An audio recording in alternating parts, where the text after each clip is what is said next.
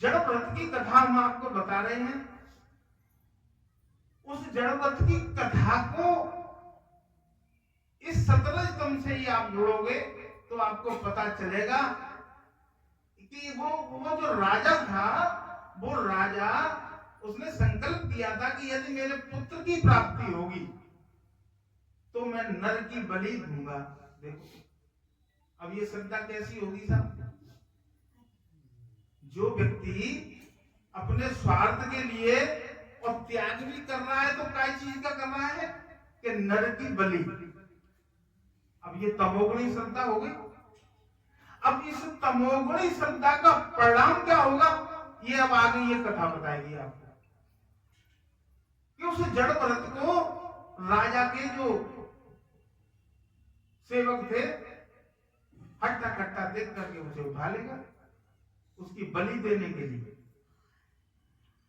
उन भील सेवकों ने भी भरत जी को पागल ही मान लिया।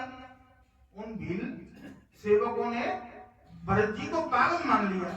वे उन्हें पकड़कर भद्रकाली के मंदिर में ले आए। माता जी को बलिदान दो किंतु किसी जीव का नहीं। भगवान कह रहे हैं कि देखो बलि तो दो तुम, लेकिन किसी जीव की बलि देना हमारे सनातन धर्म में नहीं बताया गया। दक्षिण लोगों की ऐसी मान्यता होती है कि देवी पे बलि चढ़ा रहे हैं, साहब पशु की बलि चढ़ा रहे हैं, है ना। कछु लोग जो है शराब चढ़ा रहे हैं। अब आप ये सोचो कि जिन देवियों के पति महान वैष्णव हो, शंकर भगवान, विष्णु भगवान, ये महान वैष्णव है। अब जब ये प्यारे लहसुन तक इनको भोग में नहीं लगाया जाता और तुम मां बकरा काट रहे हो, कि कौन सी श्रद्धा है? तो हमें जो उल्टी सूटी जो बातें बताई गई समाज में ये गलत है, क्योंकि ये तामस श्रद्धा हो जाती है। किसी जीव की बलि नहीं। काम क्रोध लोभ आदि दुर्गुण ही पशु हैं। काम क्रोध लोभ जो दुर्गुण है ये पशु हैं। हमें ये बलि चढ़ानी चाहिए। भगवान के सामने जाकर के या देवी के सामने जाकर के हमें ऐसा सोचना चाहिए कि आज से हम अपने काम की बलि चढ़ाते हैं, आज से हम अपने क्रोध की बलि चढ़ाते हैं। उन्हीं का बलिदान दो। देवी भागवत में यही अर्थ बताया गया है। बलिदान का भरत जी का को स्नान कराया गया, पुष्पमाला पहनाई गई और भोजन के अच्छे पकवान दिए गए। देखो उनको नहलाया गया बलि देने के लिए, उनको अच्छे अच्छे पकवान खिलाए गए। भोजन करना पाप नहीं है, किंतु स्वाद लेकर भोजन करना पाप है। भोजन साधन है और भजन साध्य है। भरत जी भोजन करते थे किंतु उनका भोजन भजन के लिए ही था। भील सोचते हैं कि 2 घंटे बाद तो इसका मरना है, फिर भी ये बड़े आराम से भोजन कर रहा है। भील राजा सोच रहे हैं कि देखो इसे 2 घंटे पीछे तो मरना ही है, लेकिन ये कितने प्रेम से भोजन कर रहा है, इसे मरने का बिल्कुल भी खौफ नहीं है। वो तो परमहंस थे, भगवान के भजन में लीन थे, वो संसार से देवभान से बहुत ऊंचे उठे हुए थे। इसके बाद भरत जी को मंदिर के अंदर ले गए। संत की परीक्षा उसकी मनोवृत्ति के आधार पर हो सकती है। संत की जो परीक्षा होती है वो उनकी मनोवृत्ति के आधार पर हो सकती है। दाढ़ी जटा से नहीं, जर भरत जी ने माता जी को मन ही मन प्रणाम किया।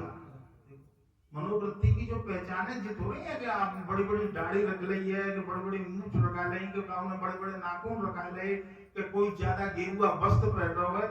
इससे कोई उसकी संत की परीक्षा नहीं होती। संत की परीक्षा मैंने बताया गया, उसकी परीक्षा जो होती है उसकी मनोवृत्ति से होती है। उसके आचरण कैसे है, उसका खान पान कैसा है, उसका रहन सहन कैसा है, उसकी दृष्टि कैसी है, इन सारी चीजों से उसकी मनोवृत्ति की पहचान होती है। और सिर नवाकर शांति से बैठ गए। मन ही मन भरत जी ने देवी जी को प्रणाम किया और शांति से अपना सर नवा करके बैठ गए। भील राजा ने भद्रकाली की प्रार्थना की और वह तलवार लेकर के बलिदान देने के लिए तैयार हो गया। सबके प्रति सद्भाव सिद्ध करने वाले भरत को देखकर माता जी का हृदय भराया। जो जो संत लोग होते हैं वो सबके प्रति सद्भाव रखते हैं, कभी किसी का बुरा नहीं सोचते। सोचने वाले को, और माता जी को क्रोध आया भीतर से कि देखो ये कितना सद्भाव रखने वाला व्यक्ति है और इसको ये मेरे ऊपर बलि और चढ़ा रहे हैं। हृदय भर आया। उनसे यह हिंसा देखी नहीं गई, भद्रकाली मूर्ति तोड़ करके प्रकट हो गई। भद्रकाली मूर्ति तोड़ करके प्रकट हो गई। जब अनीति देखी कि संत की बलि चढ़ाई जा रही है तो भद्रकाली मूर्ति तोड़ करके प्रकट हुई और भील राजा की तलवार लेकर उसका मस्तक काट दिया। उन्हीं देवी ने भील राजा का तलवार लेकर के मस्तक काट दिया। देखो मैंने आपको बताया कि सतोगुणी वृत्ति सुख देने वाली है, रजोगुणी वृत्ति दुख देने वाली है और ये तमोगुणी वृत्ति नरक देने वाली है। जिस देवी को बलि चढ़ा रहा था उसी देवी ने उस राजा की गर्दन को काट दिया और उसकी गेंद बना करके ऐसे देवी खेलने लगे। उनके सारे जो जितने भी उनके जो सेवक थे सबको देवी ने मार डाला क्रोध में आकर। शास्त्रों में ऐसा बताया गया है, सुनो राम कर सहज स्वभाव, निज अपराध सावे न काहू, जो अपराध भगत सन करई, राम रोष पावक सो मरई। भगवान ये कहते हैं, ध्यान देना मेरी बात को, कि भगवान की पूजा पाठ में किसी भी काम में तुम पर कोई गलती है जाए तो भगवान कभी क्रोध नहीं करेंगे तुम पर, ना तुम आहित करेंगे, गांठ बांध के धर लो। मेरी बात है, शास्त्र में लिखा है। अगर आप अपने मन में ऐसा कोई सोचता है कि कोई गलती है तो भगवान हमें दंड देंगे, नहीं देंगे।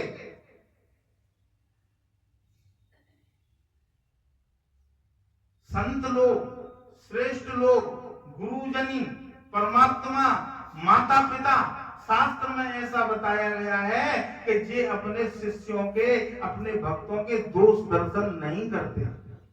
जैसे पिता अपने पुत्र के दोष दर्शन नहीं करता, पति अपनी पत्नी के दोष दर्शन नहीं करता, गुरु अपने शिष्य के दोष दर्शन नहीं करता, संत लोग भी संसार में किसी के दोष दर्शन नहीं करते।